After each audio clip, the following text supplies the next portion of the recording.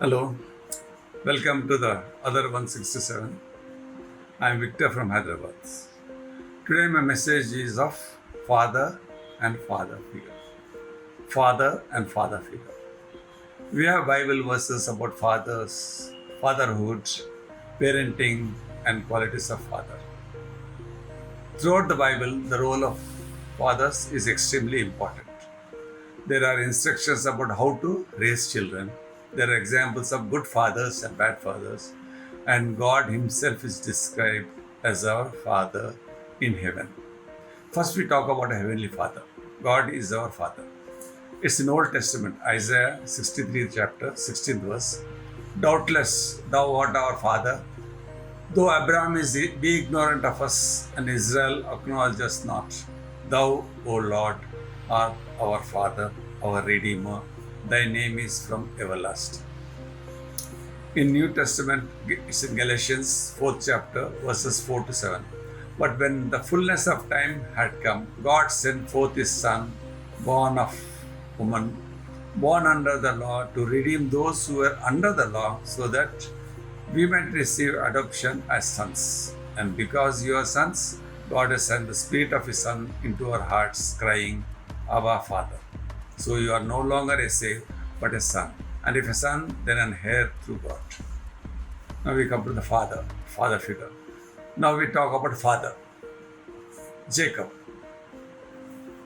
It's in Genesis 28th verse, 20th chapter's 22nd verse.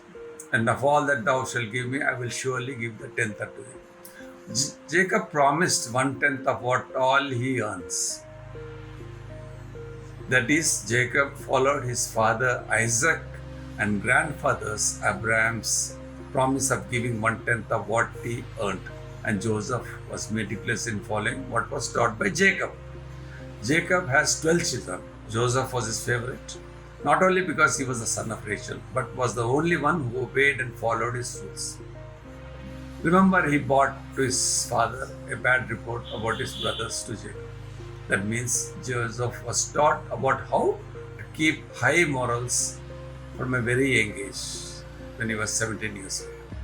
When his brothers stripped him of his coat and sold him to Ishmaelites, he knew God is with him. Why?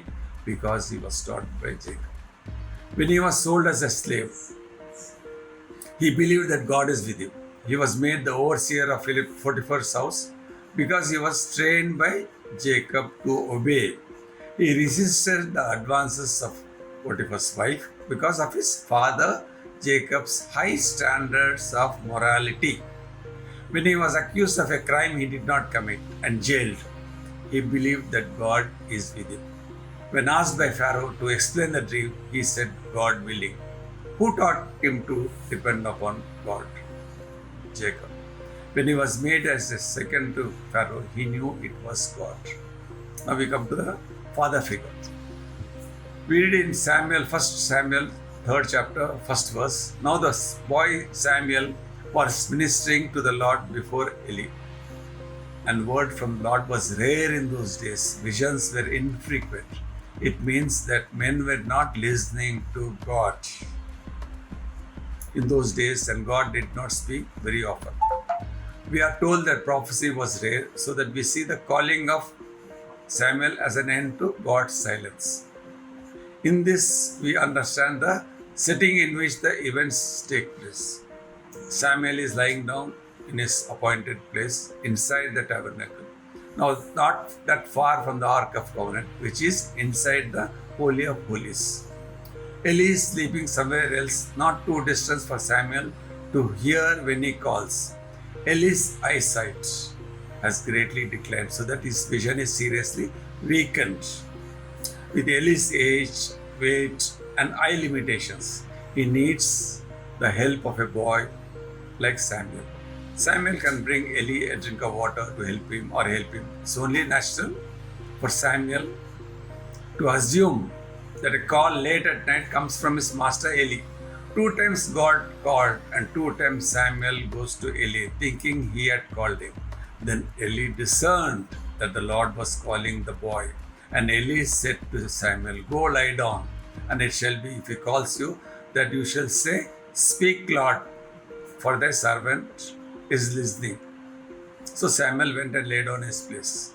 Then the Lord came and stood and called as at all times, Samuel, Samuel. And Samuel said, Speak, for the servant is listening.